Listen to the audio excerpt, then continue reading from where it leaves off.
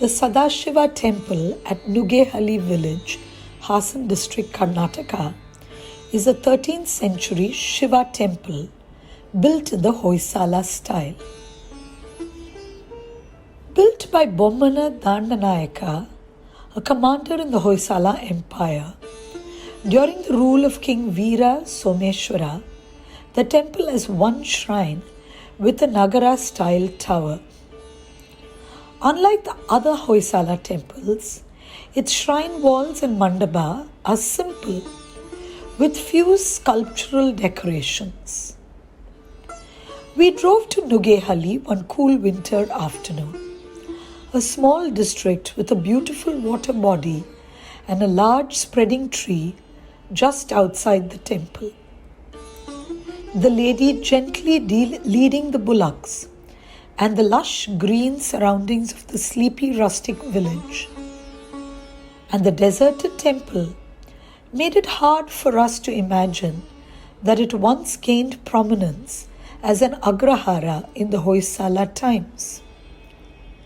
As we stepped into the temple, we almost felt that we had travelled back about 800 years in time. The peace enveloped us, and the cool stone floors under our feet calmed us.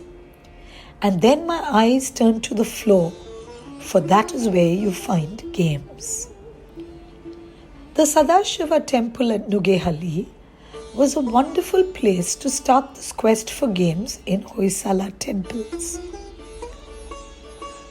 My eyes were first drawn to an inscription of a game of Panch Kelia, or a single track race game on the floor. Barely a foot away from it was another game, Panchi, as it is known in some places, and another variation of the single track race game.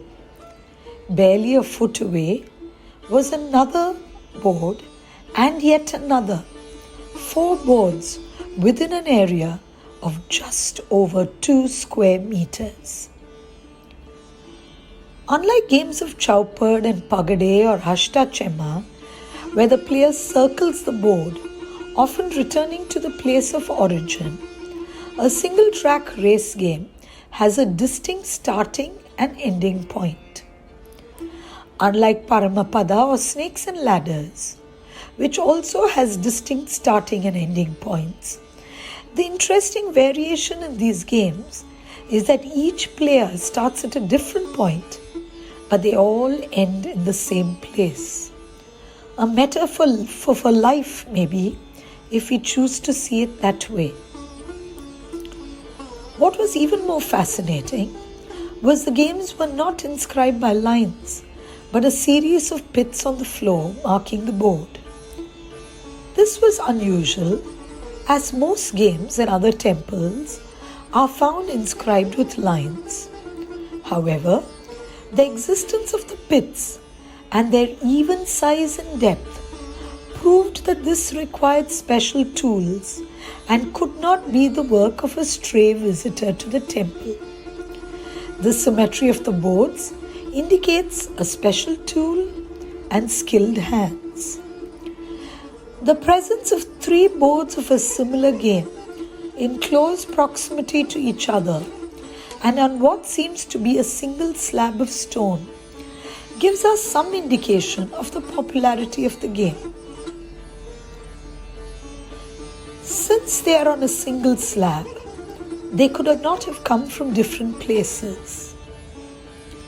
And since they are all clearly marked, they must have been done around the same time and not sequentially to substitute for a blurred board. Did so many people play that 3 boards were required? Were there competitions being conducted that required 3 boards to be used simultaneously? We may never know the answers. While my eyes feasted on these games, others went ahead to pray and to admire the beauty of the temple. It was not lost on me, and I felt it. But my focus was the games. Just at the entrance of the sanctum were 2 more boards, Another Panchkelya and another Panchi, also inscribed in this unusual style of pits marking the board. It might seem an unusual place for game boards, as it is a space for worship. But it is good to remember that during the building, there was no worship there, and building temples took many years. A pillar to lean on nearby makes it a convenient place to play. Another possibility was that the games could have been inscribed on the stone elsewhere and placed there either during the building or during later renovations. I continued to look around, and my enthusiasm was rewarded, for almost at the feet of the Nandi, forgotten and half covered by some disintegrating wooden ornament tossed carelessly, were two wonderful boards within 2 feet of each other. Aliguli Mane, as it is called in Karnataka, or Pallanguri as it is known in Tamil. Was it a game board or random holes in the ground? While some of the pits were disfigured or missing, the presence of 7 pits in 2 parallel lines and the end pits for storing game pieces seems to point to the fact that they are indeed game boards. The temple is built on a platform or jagati, and as one walks around it, one sees some unique carvings on the walls of the temple. The temple is far more stark and less ornate than most of the Hoysala temples, and perhaps the one that stands out most is the crest of the Hoysala kingdom of a man striking down a tiger. Again, my eyes are drawn to a small triangle inscribed on the floor. Here it is not inscribed in the form of pits, but rather lines, barely visible unless you're looking for it.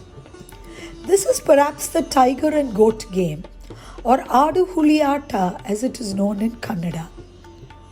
This board is a simpler one than the better known version with 3 tigers and 15 goats. I was amazed at this treasure trove of games in a single temple, and so beautifully preserved for generations.